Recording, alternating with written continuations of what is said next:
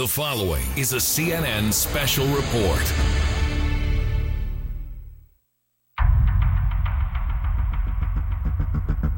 This is where it happened, where Mr. Gray was arrested. Yes, it is. Exactly 1 week after he was critically injured while being arrested in West Baltimore, Gray has died. A young man's life cut short while in police custody, and without any clear explanation why. He did suffer a very tragic injury to his spinal cord. A tragic injury some will deem an accident, but many others will call murder. They killed the guy. They killed him.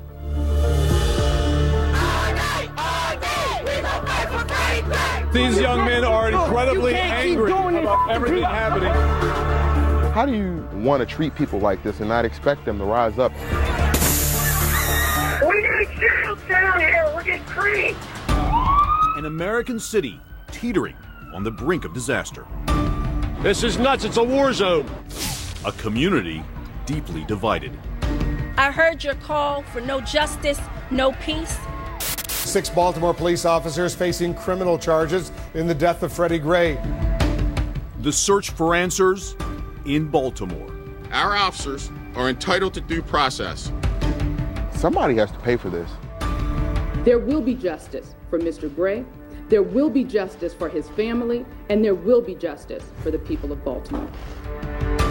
Tonight, a CNN special report in collaboration with the Baltimore Sun. Who killed Freddie Gray?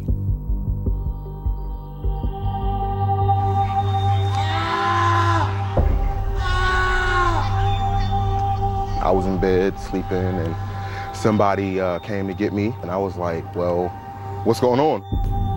April 12th, 2015. It's not yet 9 a.m. in West Baltimore's Sandtown neighborhood, and already there's trouble. And once I heard that scream, it like, holy shit, that's my boy. You know what I'm saying? So I go and I see him, I'm like, holy shit, that's Freddie. The man screaming in handcuffs is 25-year-old Freddie Gray, one of Kevin Moore's friends. This is where it happened, where Mr. Gray was arrested. Yes, it is. And I'm like, okay, so let me get a better angle. I cross behind, and this same exact phone, I start recording. Don't worry, shorty, we recording this shit. We recording it. While Moore is recording across the street, another of Gray's friends is filming from a different angle. His leg look broke. Look at his leg. The 5'9", 145-pound Gray looks and sounds seriously injured. But is he? I think it's not very clear of whether he was yelling out of outrage or out of pain. Justin George is a crime reporter for the Baltimore Sun. It's unclear to know whether at that point if they thought he was faking or they just simply did not take his concerns very seriously. If they would have let him go, he would have fell. Period. You know what I'm saying? So it's no way to justify it. He couldn't stand up by himself. But just a few minutes earlier, Gray could not only stand by himself, he could run. This entire case began because Freddie Gray ran.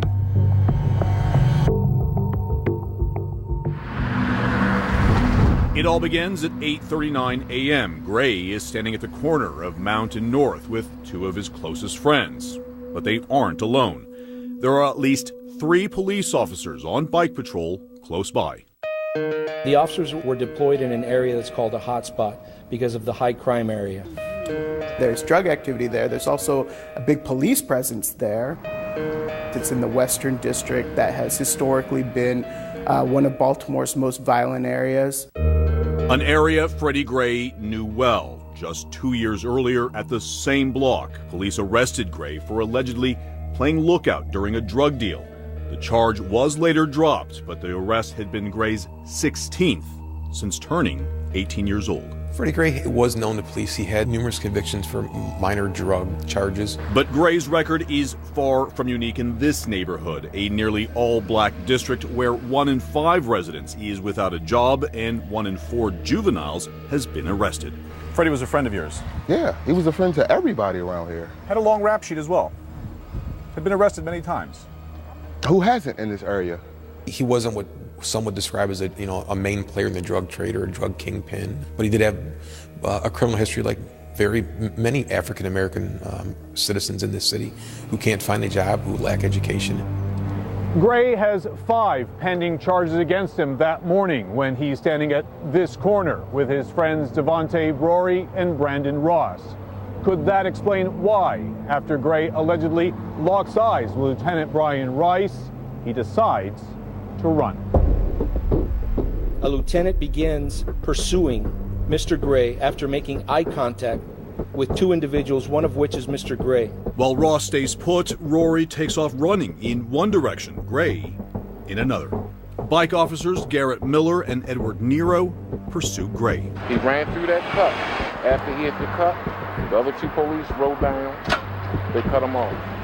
Right down there. That was the last I seen that boy move. The officers, went after him. One of them pulled out their taser and told him, taser, taser, at which point Freddie stopped. The chase lasts less than a minute. At 8:40 and 12 seconds, a unit states, "We've got one." Rory escapes inside a nearby building while Gray willingly submits to police. He was running. He stopped and he walked towards them. As he was walking towards them, they proceeded to just throw him on the ground. He was laying on his back. Then they flipped him over and they put both knees on his back. Officers Miller and Nero then search him. They find a small blue pocket knife and place Gray under arrest. He was screaming to let everybody know he was in pain and that he couldn't breathe, and they just didn't seem to care. That boy was hollering so bad. He was in so much pain. And everybody was hollering, call the ambulance, because his leg looked like it was broke. But instead of calling for an ambulance, the police call for backup. At 8:42 and 52 seconds, a wagon is requested for transport. At that point, Mr. Gray asks for an inhaler. He was hollering, the handcuff too tight, handcuff too tight. I got asthma. Minutes later, Officer Caesar Goodson arrives with the transport van. Mr. Gray early on asked for his inhaler, which he did not have with him. He was asked that, so that is correct. So at the time he asked for an inhaler, you did not request medical attention? That's correct. By 8:46 a.m., just 7 minutes after he started running, Freddie Gray is in handcuffs, locked inside a steel transport van without a seatbelt as it pulls away from this corner. Gray's life is now in the hands of the Baltimore City Police. I'll tell you what I do know, and right now there's still a lot of questions I don't know. I know that when Mr. Gray was placed inside that van, he was able to talk, he was upset, and when Mr. Gray was taken out of that van, he could not talk and he could not breathe. Up next. Imagine being in a steel can, shackled and handcuffed, and thrown from wall to wall. Who in their right mind is going to be able to survive something like that?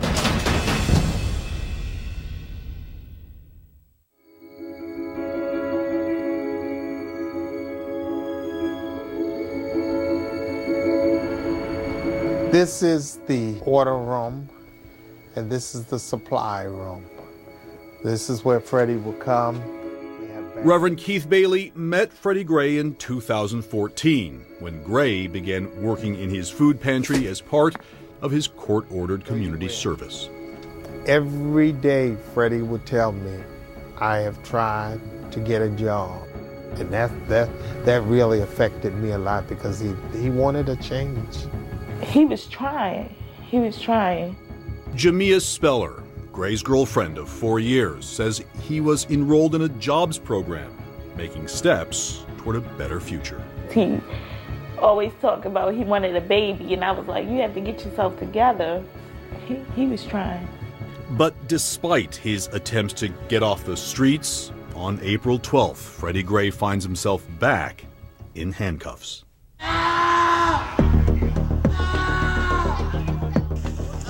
Baltimore Sun investigative reporter Mark Puente.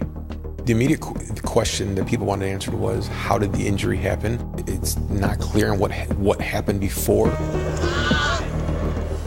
You see Freddie Gray in the video being carted off by officers and what happened inside the van. After Gray is arrested and loaded inside the police van, it takes off en route to central booking.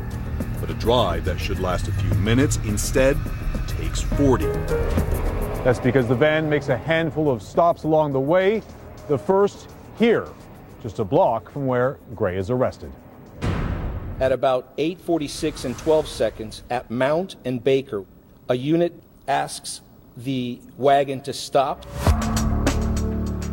A city surveillance camera captures the van as it approaches the corner with Officer Caesar Goodson at the wheel. Police say Goodson radios that Gray is acting irate in the back. At that point, officers opened the back of the door, grabbed him, yanked him onto the ground. They got him in the car, Mountain Press Bar! Brandon Ross, one of the two friends with Gray that morning before he is arrested, follows the van to Baker Street and starts recording. No, he ain't on! Concerned for Gray's well-being, Ross appeals to a familiar face for help. Hey, Porter! 25-year-old Officer William Porter is now on the scene. He's from West Baltimore and knows Gray from his work in the neighborhood. It's not cool. You get that, yo. That man was in the wagon with cuffs on. Gray, who is already in handcuffs, is now shackled around his ankles. Gray is placed in leg irons and put back in the wagon. They picked him up and literally threw him back in the wagon. You know, that's crazy. His head was down, his feet was like this. And they picked him up and threw him up in the paddy wagon. He looked unconscious to you? Yes. Yes, and I asked them, could they get him a paramedic? They told me to mind my business. I said, it is my business. According to resident Jacqueline Jackson, these kinds of conflicts with police in this neighborhood happen all too often. They supposed to be protecting us, but they are not protecting us. They hurting us. Imagine being in a steel can, shackled and handcuffed, and thrown from wall to wall. Who in their right mind is going to be able to survive something like that? Approximately 8 minutes after that first stop, Officer Caesar Goodson pulls the van over for a second time at Mosher in North Fremont. Goodson walks to the rear of the van, then gets back inside, takes off, and radios for a prisoner check. At 8:59 and 52 seconds, there's a request at Druid Hill and Dolphin. The person driving the van asks for an additional unit to check on his prisoner. This is the van's third stop. Officer William Porter arrived, at which point they opened the doors and saw that Freddie Gray was face down on his stomach. Porter said in his statements that he asked Freddie Gray if he needed a medic. Freddie Gray responded that he did. But again, the officers do not request medical assistance. Porter said that he told Goodson, you can't take Freddie Gray in this condition to central booking because central booking won't take him like this. According to Porter, Goodson responded, I know. Suddenly, Goodson and Porter hear a 1016 call over the radio, a request for backup. With Gray still in the back of the van, the two officers immediately respond to the scene. The van gets to Northern Pennsylvania, where it picks up another detainee that officers had arrested. The new suspect is placed in the other side of the van. He and Gray are separated by a steel wall. They cannot talk to or see each other. At which point, Sergeant Alicia White arrives. Sergeant White is responding to citizen complaints about Gray's arrest. And she looks in the back and sees Freddie Gray. He is facing toward the front of the van. She's unable to see his face, but according to statements, had a conversation with him. All Freddie could respond with was, yeah. Officer Porter tells Sergeant White that he thinks Gray has jailitis, meaning he's trying to get a ride to the hospital instead of to jail.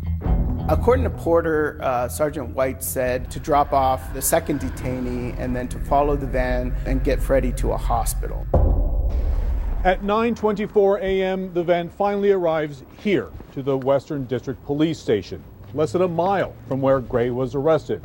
Police tend to the other suspect first, then open the door to Gray's side of the wagon. Only this time, he's no longer breathing. A medic was finally called to the scene where, upon arrival, the medic determined that Mr. Gray was now in cardiac arrest and was critically and severely injured. Gray is rushed to the hospital and soon falls into a coma, from which he will never wake up. I was thinking, like, he was going to be okay. I didn't think he would be gone. Coming up. All day, we gonna fight for Freddie Gray. These young men are incredibly angry about everything happening.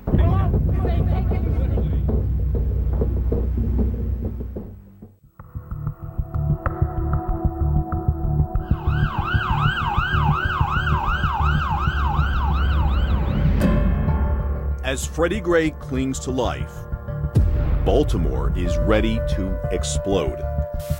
And Kevin Moore has the match. Don't worry, shorty. We recording this shit. We recording it. So you have the video. Yes. You go to police. You then go to the media. Yeah. You light the fuse. Yes. And what happens? I watch it blow. All day, we gonna fight for Freddie Gray. Days after Gray's arrest, protesters begin to fill the streets. Hands up, don't shoot! Hands up, don't shoot! And 1 week after his arrest, today, on this holy day, a mother has lost her son. Freddie Gray is dead, overcome by injury. He did suffer a very tragic injury to his spinal cord, which resulted in his death. What we don't know and what we need to get to is how that injury occurred. The police and state's attorney open separate investigations. How? Why you asking me questions I can't answer? I can't answer those for you. Answers aren't coming soon enough. All day, we gonna fight for Freddie Gray. These young men are incredibly angry about everything happening. Ain't taking these straight up. Straight up. As you can see, there is a lot of emotion running through the streets here.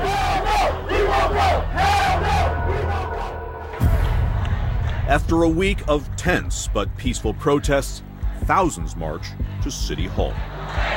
We are here in a cause to stand for justice for the murder of Freddie Gray. All day, we gonna fight for Freddie Gray. But as protesters approach Camden Yards, the mood shifts.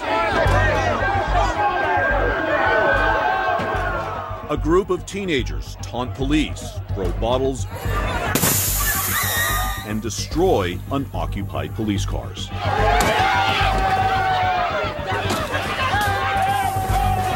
Go. As tension builds, police are unclear how to react because the mayor has instructed them to allow the protests.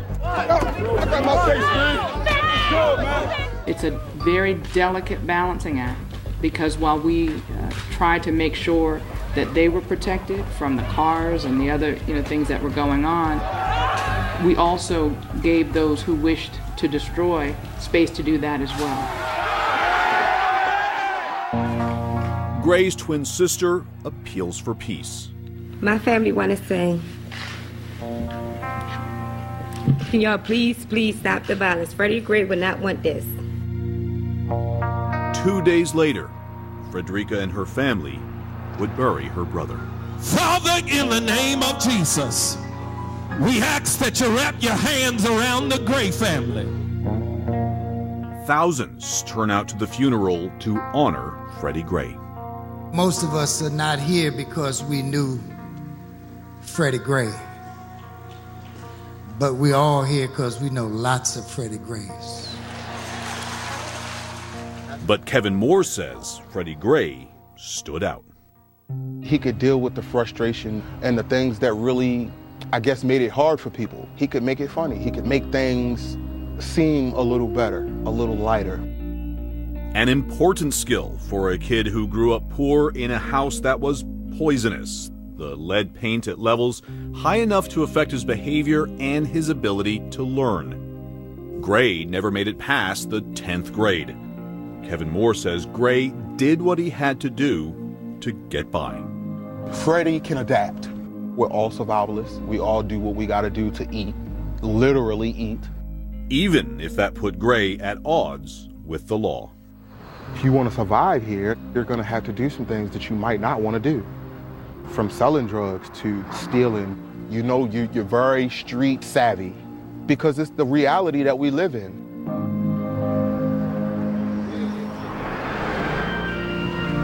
During the funeral, the streets of Baltimore are quiet, but they won't stay that way. Hours later, police react to threats posted on social media and show up in riot gear at a local mall, just as school lets out. Listen, Mondawmin Mall, helmets on now. Mondawmin Mall is a place in the city where thousands of kids transfer buses at every day. It's the only way to get home. Let's start corralling these kids and let's start making arrests. It became a standoff, and it didn't take long for it to escalate. Police are outnumbered and confused about how to react. Within hours, the situation is out of control. We need jails down here. We're getting creamed. Officer down, you medic. The equipment was deplorable. Dry-rotted helmets, wooden nightsticks, and flimsy plastic shields. We had no standoff equipment, no chemical agents that could serve to quickly quash a riotous scenario. Did they just set a car on fire on North Avenue? Destruction ran wild. Looting started at stores. Pharmacies were broken into. Stores started to burn. This is absolutely disgusting. Stay the hell home. We've sworn to protect you people. Now get the hell out of our way and let us do our job. 20 officers are injured, 6 seriously. A state of emergency is declared and the National Guard is deployed.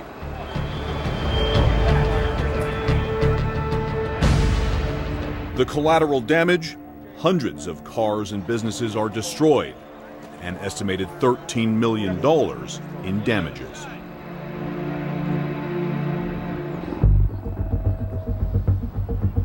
Coming up next, the Baltimore police investigates its own. The stakes for this investigation were as high as I've ever seen.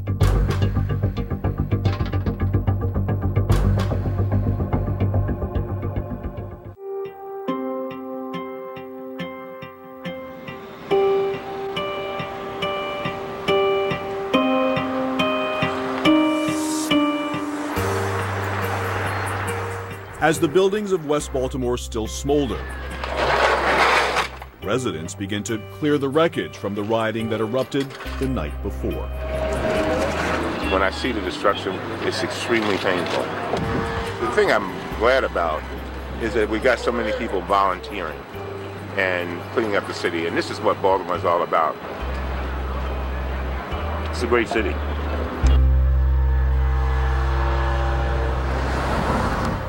What we want to do is show you the video.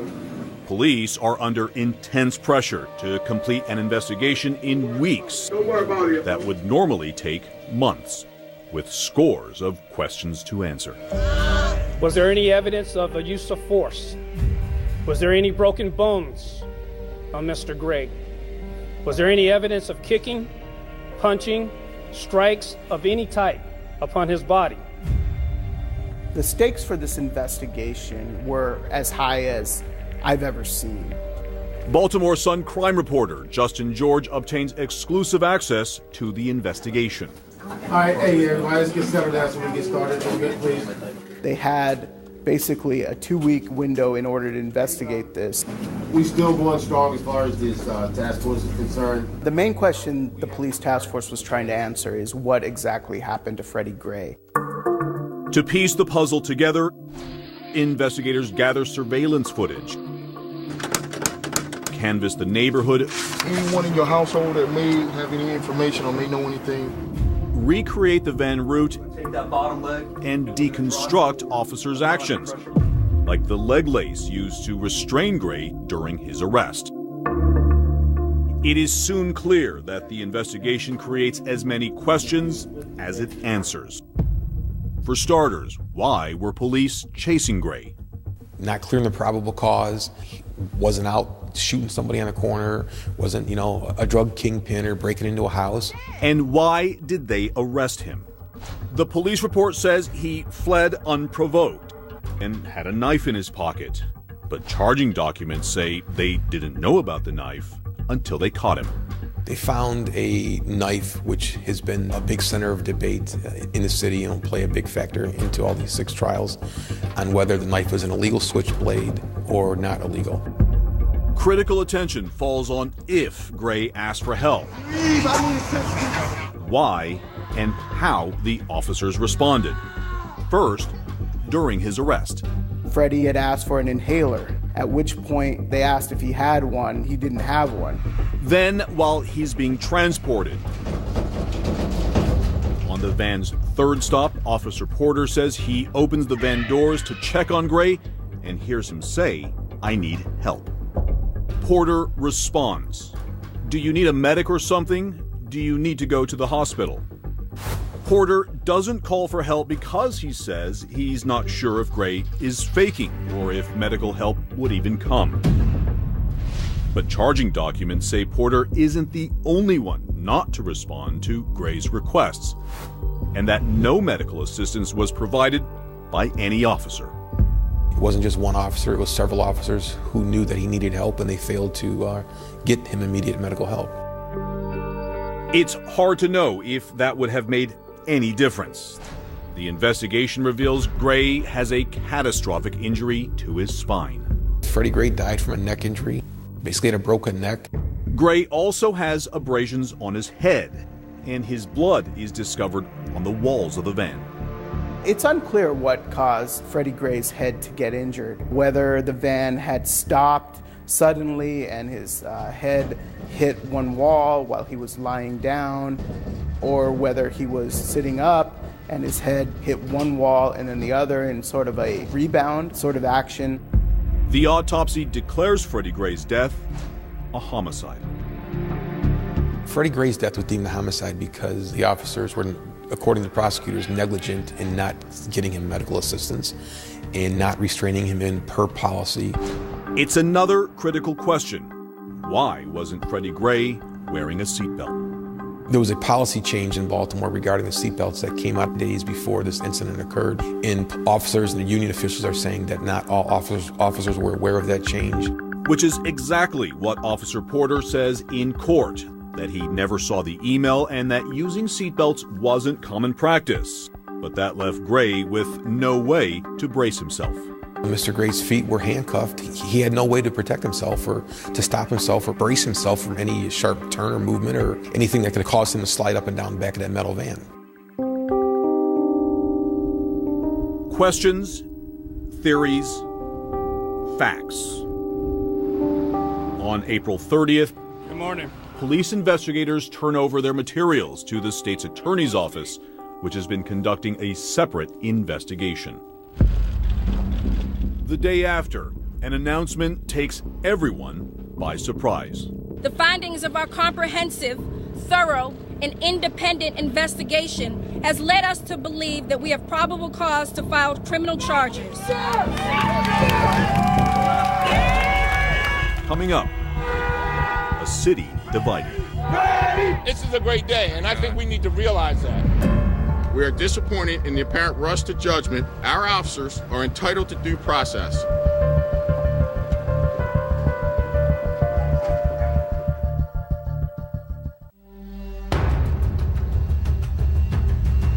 What do we want? Justice! When do we want it? Now! 4 days after the civil unrest that set the city ablaze, the newly elected state's attorney has a message for Baltimore.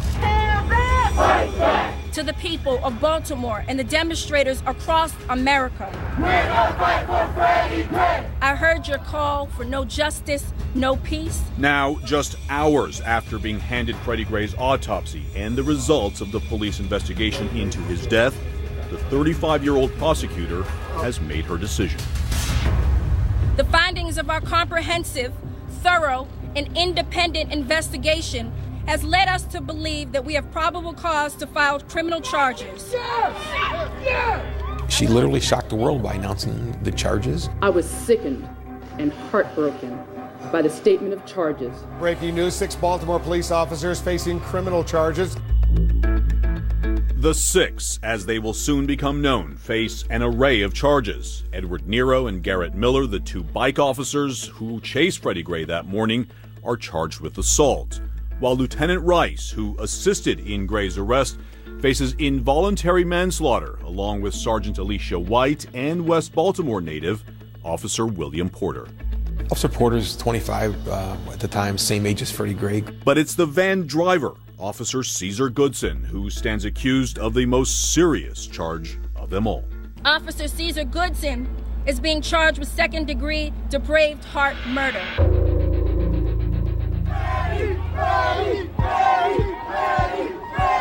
The reaction from the community for the charges was joy. People were jubilant.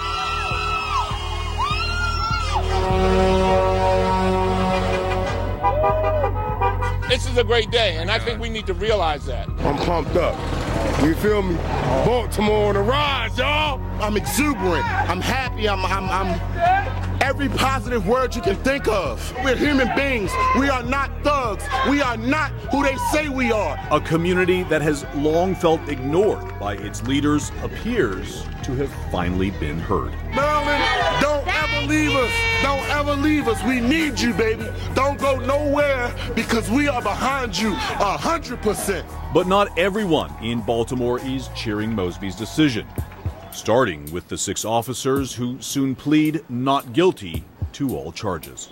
We are disappointed in the apparent rush to judgment. Our officers, like every other American citizen, are entitled to due process. Police officers and their anxiety went through the roof because they saw 6 police officers criminally charged with something they didn't understand.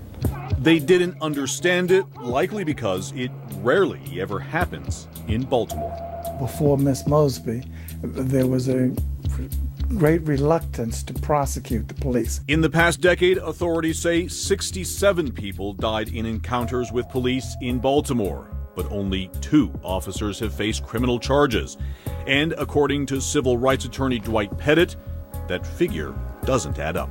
Baltimore City was the capital of excessive force and police brutality. Police brutality is so prevalent that when you come outside your door, you're almost saying, hey, I could get my ass whipped today.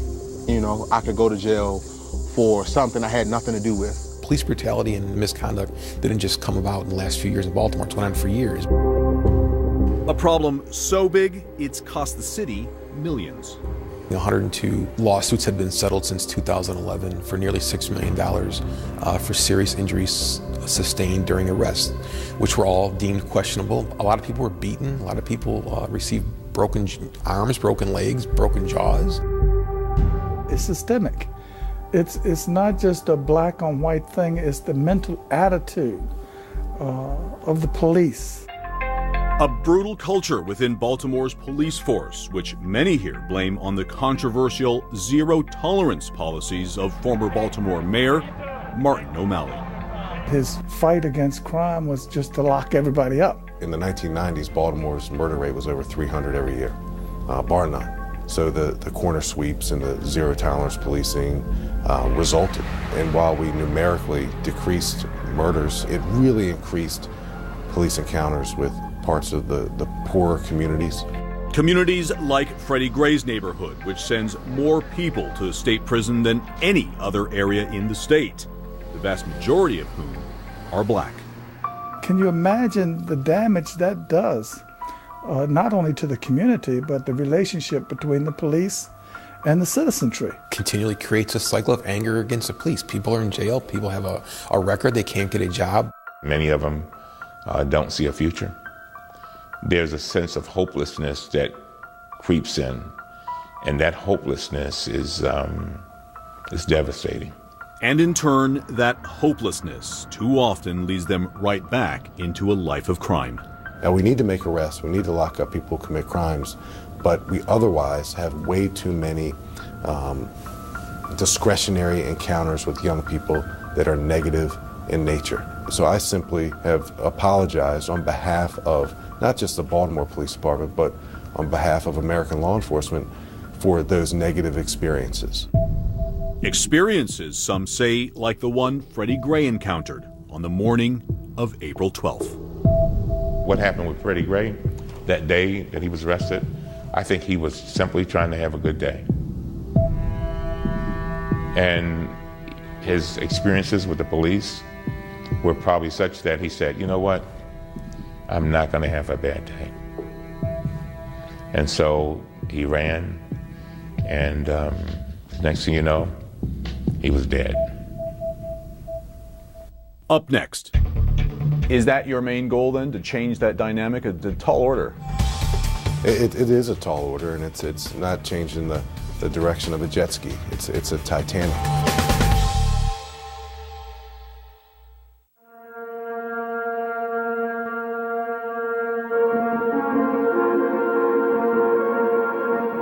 Though the Baltimore riots have ended and the recovery has just begun, the summer of 2015 is one of the city's deadliest in decades. All of a sudden, the homicide rate skyrocketed.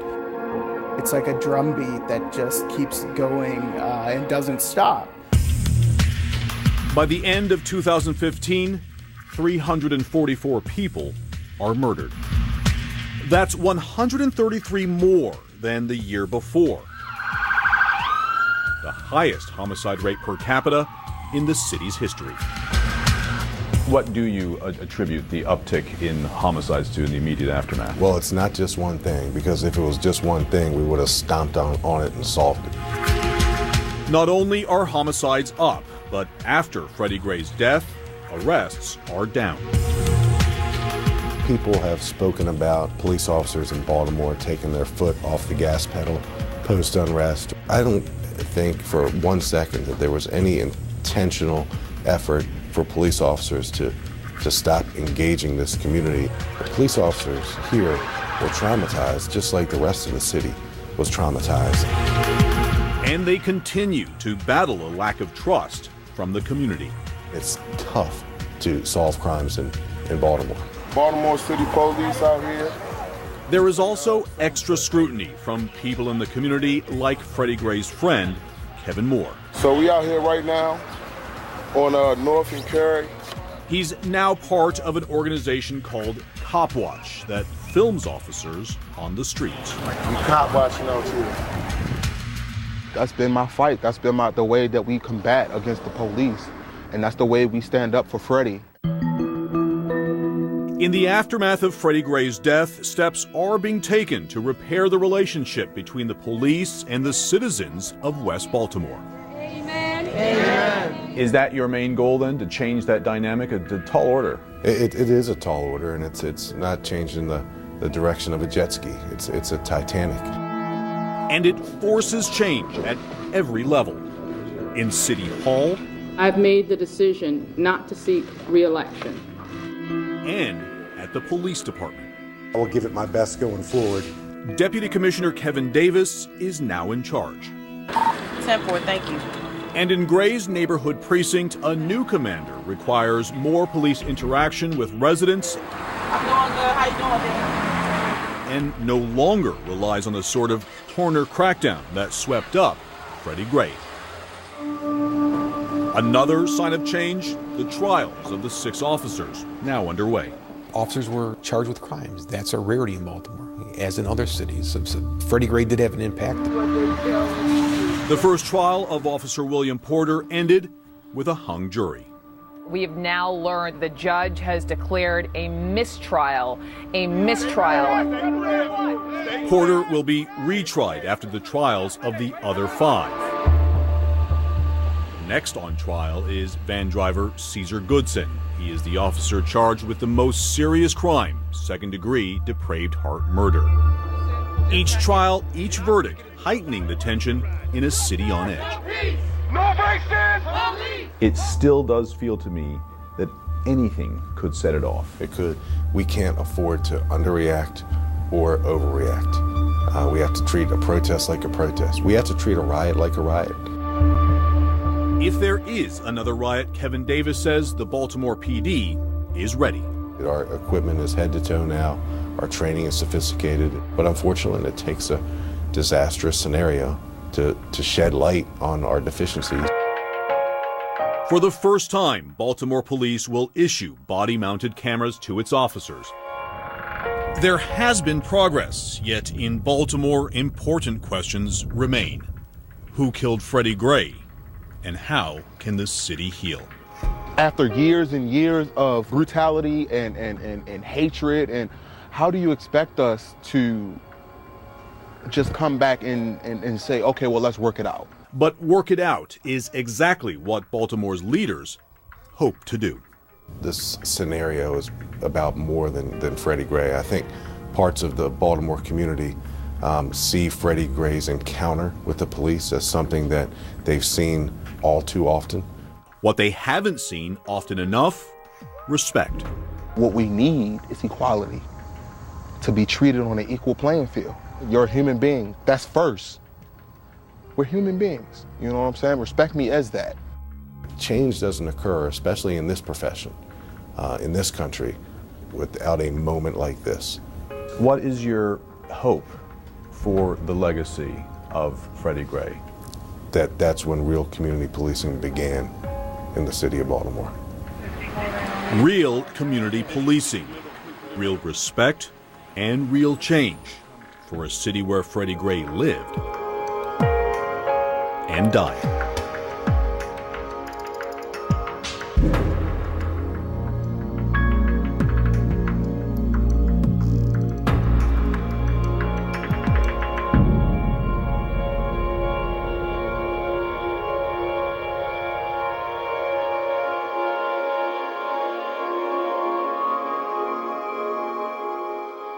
Seriously injured, but is he? I think it's not very clear of whether he was yelling out of outrage or out of pain. Justin George is a crime reporter for the Baltimore Sun. It's unclear to know whether at that point if they thought he was faking or they just simply did not take his concerns very seriously. If they would have let him go, he would have fell, period. You know what I'm saying? So there's no way to justify it. He couldn't stand up by himself. But just a few minutes earlier, Gray could not only stand by himself, he could run. This entire case began because Freddie Gray ran.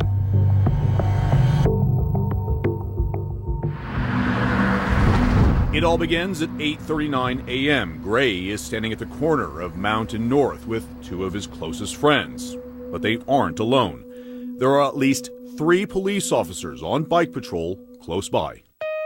The officers were deployed in an area that's called a hotspot because of the high crime area. There's drug activity there. There's also a big police presence there. It's in the Western District that has historically been one of Baltimore's most violent areas. An area Freddie Gray knew well. Just 2 years earlier at the same block, police arrested Gray for allegedly playing lookout during a drug deal. The charge was later dropped, but the arrest had been Gray's 16th since turning 18 years old. Freddie Gray was known to police. He had numerous convictions for minor drug charges. But Gray's record is far from unique in this neighborhood, a nearly all-black district where 1 in 5 residents is without a job and 1 in 4 juveniles has been arrested. Freddie was a friend of yours? Yeah, he was a friend to everybody around here. Had a long rap sheet as well. Had been arrested many times. Who hasn't in this area? He wasn't what some would describe as a main player in the drug trade or a drug kingpin, but he did have. And then somebody came to get me, and I was like, well, what's going on? April 12th, 2015. It's not yet 9 a.m. in West Baltimore's Sandtown neighborhood, and already there's trouble. And once I heard that scream, it like, holy shit, that's my boy. You know what I'm saying? So I go, and I see him, I'm like, holy shit, that's Freddie. The man screaming in handcuffs is 25-year-old Freddie Gray, one of Kevin Moore's friends. This is where it happened, where Mr. Gray was arrested. Yes, it is. And I'm like, okay, so let me get a better angle. I cross behind, and this same exact phone, I start recording. Don't worry, shorty, we recording this shit. We recording it. While Moore is recording across the street, another of Gray's friends is filming from a different angle. His leg look broke. Look at his leg. The 5'9", 145-pound Gray looks and sounds. We need shields down here. We're getting creamed. An American city teetering on the brink of disaster. This is nuts. It's a war zone. A community deeply divided. I heard your call for no justice, no peace. 6 Baltimore police officers facing criminal charges in the death of Freddie Gray. The search for answers in Baltimore. Our officers are entitled to due process. Somebody has to pay for this. There will be justice for Mr. Gray. There will be justice for his family, and there will be justice for the people of Baltimore. Tonight, a CNN special report in collaboration with the Baltimore Sun. Who killed Freddie Gray?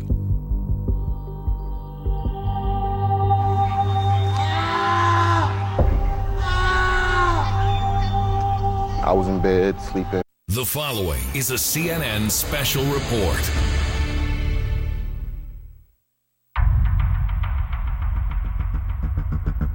This is where it happened, where Mr. Gray was arrested. Yes, it is. Exactly 1 week after he was critically injured while being arrested in West Baltimore, Gray has died. A young man's life cut short while in police custody, and without any clear explanation why. He did suffer a very tragic injury to his spinal cord. A tragic injury some will deem an accident, but many others will call murder. They killed the guy. They killed him.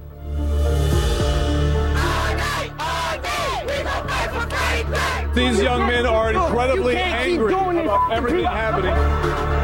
How do you want to treat people like this and not expect them to rise up?